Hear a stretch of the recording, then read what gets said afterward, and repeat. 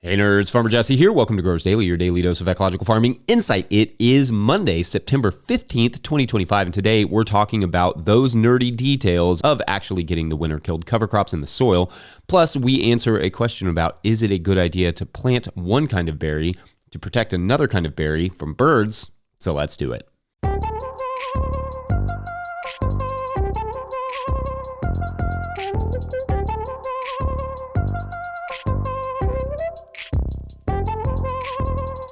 All right, happy Monday, everyone. We are officially midway into September. I hope you all had a nice and lovely weekend, whatever that might have been. Mine was weird. It was, as usual, a lot of soccer, and we are back to dry and hot as all get out here at the farm, so it also involved fiddling with irrigation a fair bit. But on the soccer side, fun story, we had multiple incidents this weekend of parents having to be told to leave the field because of how they were talking to refs. In one case, the game had to be fully canceled.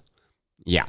Rec league, youth soccer, the game had to be abandoned because a parent was yelling at a ref. I know I don't have to say this to any of my audience because you all are awesome, but just a quick PSA, please be nice to refs. There is literally a shortage of refs in this country because of how they are treated by parents and coaches. I've said this before. They're just there to enforce the rules, teach the game a little bit to the kids and keep the kids safe. So anyway, please thank the refs.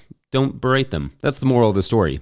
Unrelated, don't forget to keep sending in your 20-second farm videos and theme song covers to farmermike@no-tillgrowers.com. Seeing your farms and or hearing those tunes truly makes my day every single time. You all are incredible. Love it. All right, with my youth sports rant out of the way and all that good stuff, just to reiterate and make us all feel like time is moving way too fast, we are officially midway into September, which means we are also at get those winter-killed cover crops in the ground if you happen to live in Central Kentucky Zone 6B time, which I recognize is oddly specific, but nonetheless, if you live in a similar region to me, it is time to get those winter cover crops growing. Now, in this first segment, I'm going to talk a bit about bed prep because sometimes you don't have to overthink it. If there is a crop in the bed you want a winter-killed cover crop in that itself is going to die, you don't have to completely remove that crop. But anyway, yes, in this segment, I'll talk a bit about the soil prep side. And then in the third segment, I'll talk a bit about, the different ways to actually physically get the crop in the ground. First, although I really want to emphasize the importance of good soil prep for cover crops, if you've managed the weeds halfway decently, prepping a bed for sowing winter-killed cover crops can be as easy as simply mowing it, raking it, and sowing it.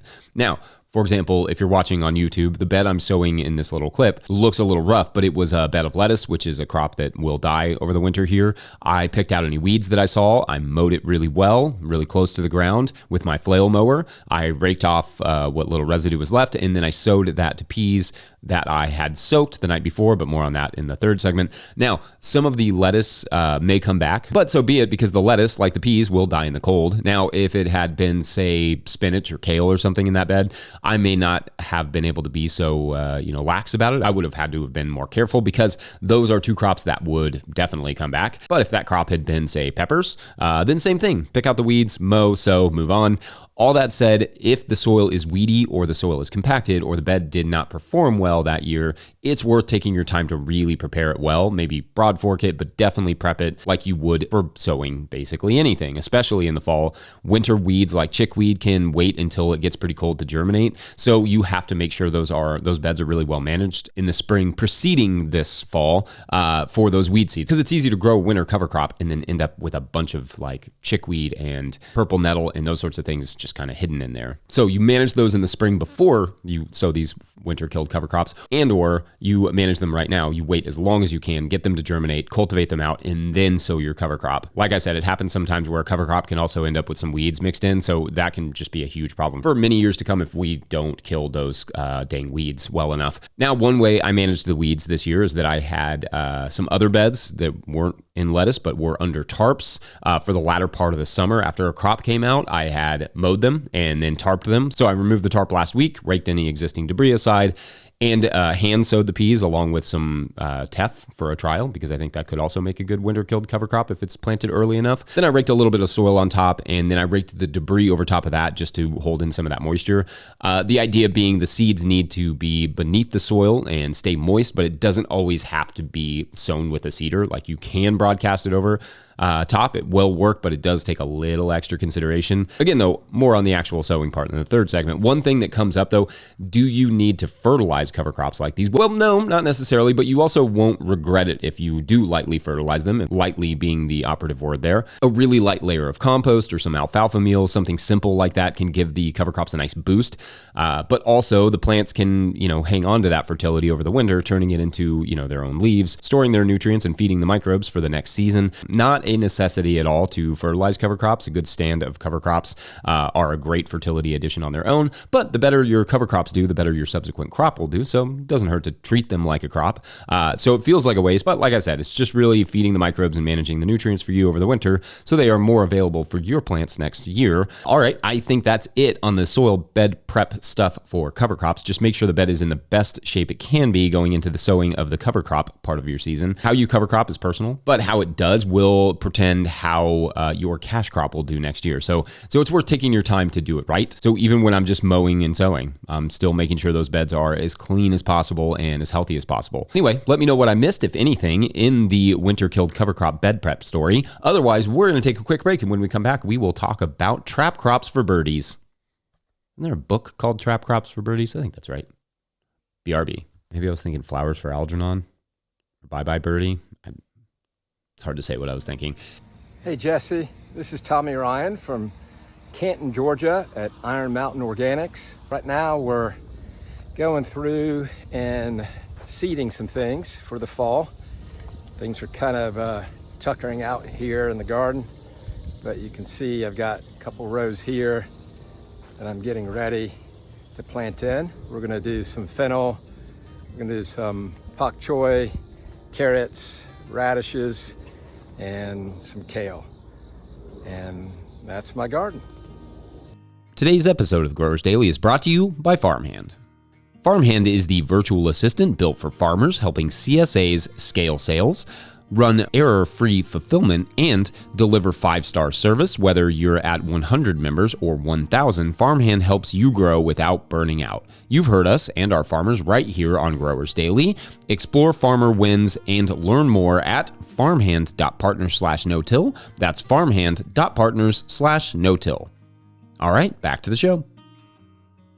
If you, the listener or viewer, are enjoying this podcast, getting even a small amount of value from it, consider supporting our work over at patreon.com/no-till-growers. I will try to get to questions from everywhere that questions come in, but I will always get to your Patreon questions. Now, today's Patreon question comes to us from Patreon member Charles Best, who writes, quote, "Hi, Jesse. In anticipation of planting at least a quarter acre of strawberry/blueberry/raspberry/honeyberry, very fun, here in Zone 5B, I planted 40 ever-bearing mulberry trees about 100 yards from the market garden and will soon plant 20 serviceberry trees about 10 yards from it, all in hopes of reducing bird pressure on the small fruit, or at least of making deterrents like reflective tape more effective, given the birds can easily turn to the mulberry/serviceberry. But I was sobered to hear a farmer say that planting all those mulberry/serviceberry trees might simply attract a much larger number of berry-eating birds to the farm, which could ultimately increase, or at least do nothing to decrease, pressure on the strawberry/mulberry, etc. Is a berry farmer wise or unwise to plant alternative sources of berries for birds to feast upon? Does distance matter? Thank you," end quote. So this is a fun and interesting question. Thank you. And there is no perfect way of knowing what will happen in your climate with the existing populations of birds, etc. But I'll give you my best shot here. My guess here is that the farmer who told you that is probably making a bit of an assumption. With more fruit comes more fruit-eating birds. That makes sense, but sense doesn't always make science, right? And they may have experience with it, but it would especially be true in a monoculture system or a conventional system where you are not also focused on increasing the other ecology and other biology in your area. And sure, maybe that is true. Those crops may bring in more birds, but with more fruit-eating birds comes more bird-eating birds, such as the Cooper's hawk, among others. And with more birds also comes more pest predation. So maybe you lose some fruit to the birds, but you may also lose less to pests. In anticipation of the surge of birds, you can start doing a few things like building nest boxes for the beneficial birds, the pest-eating ones, like bluebirds, but also create habitats for the bird predators predators as well. One study out of Michigan showed that constructing nest boxes for the American kestrel inside of sweet cherry orchards resulted in a significantly lower number of fruit-eating birds. So perhaps something like that can help too. Also, perches for falcons and hawks have been shown to lend a hand here as well. Just look at your local bird predators and see what would be the sort of infrastructure to support them.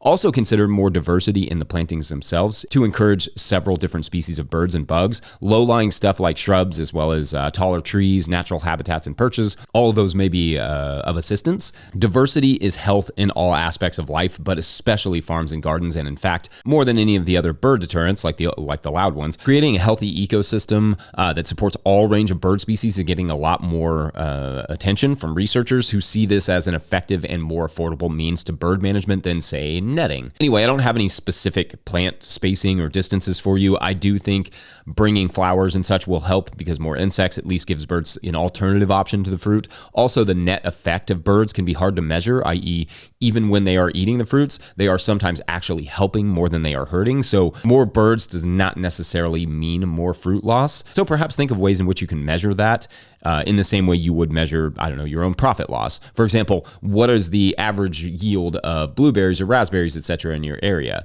Even if you see birds in there, are those crops meeting your goals or exceeding that number? Because those numbers are constructed with some amount of bird predation in mind. They have to be. Have goals and just see if you can hit them. You may still have to adjust the production and habitat over time, but maybe start there. Anyway, hope I said something helpful. Berry and fruit growers, feel free to add your insight as well. Otherwise, we will take a quick break, and when we return, we will discuss the sowing of those cover crops, maybe with some microbes involved. Put our hair down a little bit. Be right back. So I just thought this would be a cool opportunity to show why watering is really important.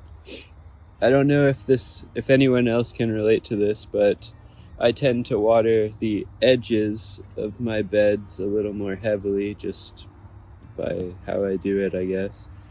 And this is a bed of carrots I sowed a little while back, and you can see the center germinated very poorly.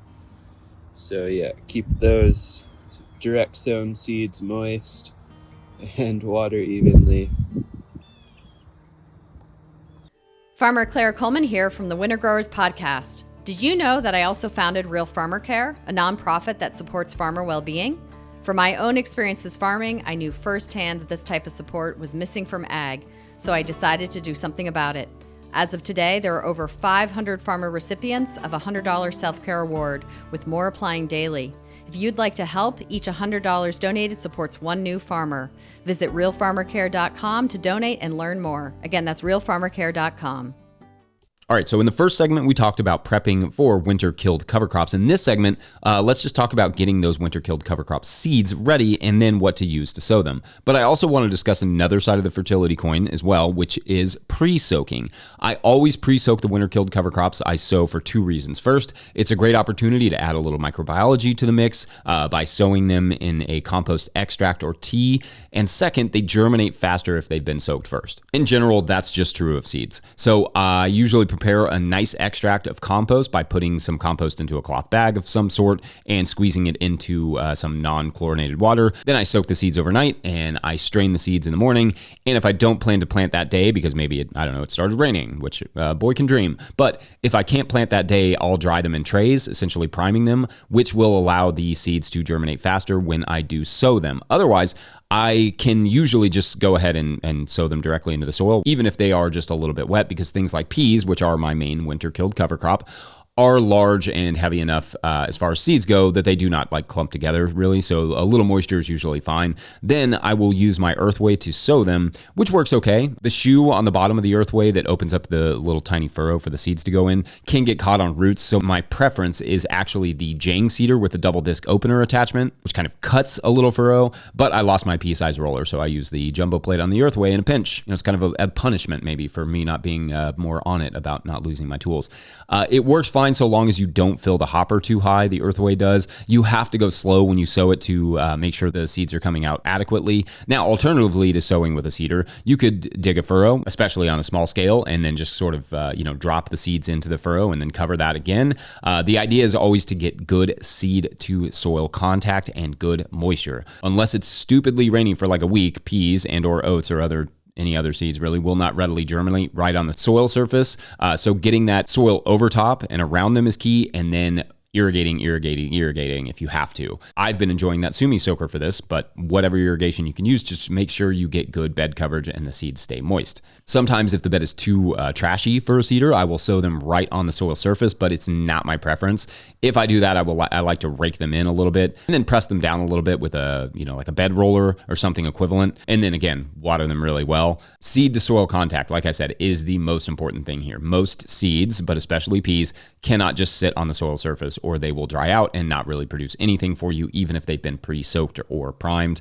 Of course, a lot of these same ideas are applied for winter hardy cover crops. And if you are using, say, oats in your winter killed cover crop mix, then still soak it. It is also sometimes easier in that case to sow the grains, like the oats or whatever, on the soil surface and then run over that with the seeder to sow the peas. And then you're kind of effectively burying the peas and pressing the oats into the soil sort of simultaneously without having to use two different seed plates, i.e. one for the peas and one for the oats. Anyway, I think that's it on the sowing end of things. Let me know your thoughts, wishes, questions, variations, how you're going to help your refs, all the things. Otherwise, Monday is done. But before we go, we're going to get a quick word from our friends at Rimmel Greenhouse Systems. Whether you're growing tomatoes for market, flowers in the spring, or vegetables for your family, growing in a high tunnel protected from the weather provides the right environment for a harvest you can count on. Rimmel greenhouses are strong, durable, and easy to assemble, offering the quality you need to grow productively year-round. The team of experts at Rimmel Greenhouse Systems will be your trusted partners to ensure you get exceptional value from your greenhouse or high tunnel investment. Visit Rimmel.com today to get growing. Don't forget, No Till Growers is now officially a nonprofit 501c3, so donations are tax deductible and greatly appreciated. You can learn more about how to do that in the show notes. Like if you're looking for an end of the year tax break, this may be a good opportunity. Please make sure to like and subscribe and or follow wherever you're getting this podcast. That's an easy way to help us out. Give us a review on Apple. Make it funny. I like funny ones. Do the funny ones. Enormous thank you to all of our show sponsors. And if you'd ever like to sponsor this show, you can reach out to Farmer Michelle at NoTillGrowers.com. Huge shouts to Willie Breeding for the theme music and Mike Hilbert for the production help and editing. Also, shouts to Epidemic Sound for the background music that you can hear. Coffee, no coffee. Pick up a hat or a copy of my book, The Living Soil Handbook, at NoTillGrowers.com to support our work. All the sales from my book at NoTillGrowers.com just go into making more of this content. That's the whole point. Keeping it free and open to the public. Also keeping it free and open to the public are our Patreon members. So big thank you to everyone over at Patreon.com/NoTillGrowers, where at a certain level, or if you just bump up from one level to another, or you sign up in the month of September, you get a shout out on the show. So big shout outs today to Serge T. I had a friend named Serge. Last name was not T though. Bailey, Dan Jones, Sue Rowland, and Stephanie, Stephanie, I'm so sorry, Krolikowski. I feel like I nailed that one. All right, so this week's story is going to be about a referee. It's just like the theme, because referees deserve one, right? We call this referee's name is Daisy. Now, Daisy got into refereeing not because the pay, which certainly is pretty decent, actually. You can make a pretty good living being a referee, but because Daisy is a huge soccer nerd. And specifically, Daisy is a rules person. You know the type. You've met them. They need everything to be fair and equal, and they can become hard to play, schoolyard games with, because by the time they've established the rules of the game, recess is over. But that also made Daisy an exceptional referee. Not only was she fast and confident, she made great calls, taught the kids what they were doing wrong, all the things that you want out of a good referee. But Daisy also had a nemesis. This nemesis was Coach Rusty. Rusty didn't care what the call was. If it went against his team, it was the wrong call. Many times, Daisy, thought her head was going to explode when, for instance, one of Rusty's players would shove another player from behind. Daisy would call the foul, and Rusty would complain that it should have been called on the kid crying on the ground. But then one game day, Rusty didn't show up, didn't come to the game, and when Daisy asked his assistant coach, where was Rusty, his assistant coach said, "Oh, you didn't hear? Hear what? Well, that is for tomorrow on Mind the Whistle." That's almost too novelistic for the story. We'll find out, though. Thanks for watching and/or listening. We'll see you then. Bye. Off the farm, ran right up, jumped in my arms. I said, "You're coming home."